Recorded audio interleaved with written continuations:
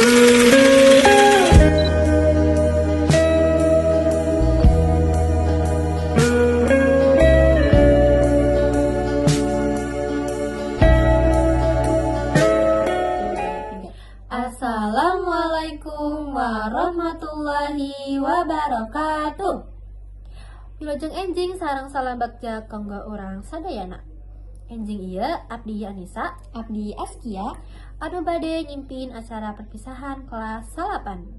anu diperhormat Bapak Kepala Sekolah, Bapak Ibu Guru, Wali kelas anu dipika cinta, sareng rerencang kelas 8 anu kuring dipikanya. Puji sareng syukur urang panjatkeun ka Allah Subhanahu wa taala.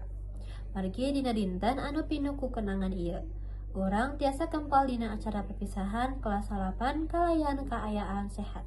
Dinten ieu sanes ngangsaukeun acara biasa, tapi janten jam kelas pikeun ngelingan sagala carita anu parantos urang lalampahan salami 3 tahun babarengan. Aya waktos urang diajar babarengan, aya waktos urang silih bantesan, sareng aya oge waktos urang silih hampura. Sadayana eta janten kenangan anu endah, sanjang engke urang papisah mugia silaturahmi urang tetep peuge tur langgeng. Supados acara tiasa lumangsung kalayan lancar, hayu urang ngamimitian kumaca basmalah.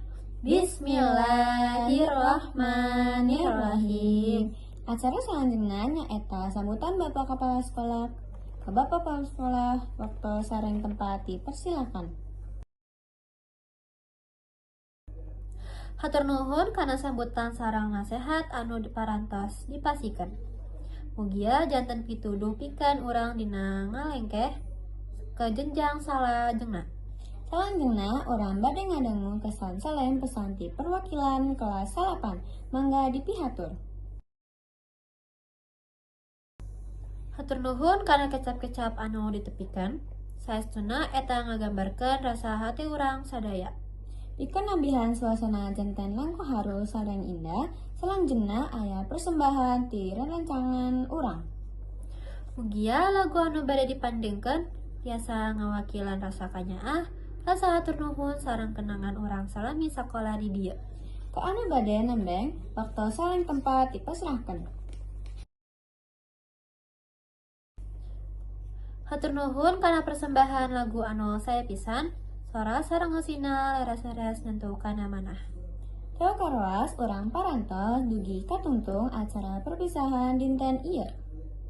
Mugia sagala cita-cita urang tiasa kahantal, sareng urang sadaya tiasa janten jalma anu sukses, sareng ngagembangkeun kolot guru sareng sekolah.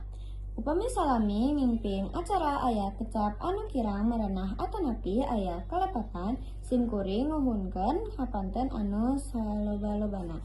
Wassalamualaikum warahmatullahi wabarakatuh. Hatur nuhun, mugia urang tiasa patepang deui dina kasuksesan.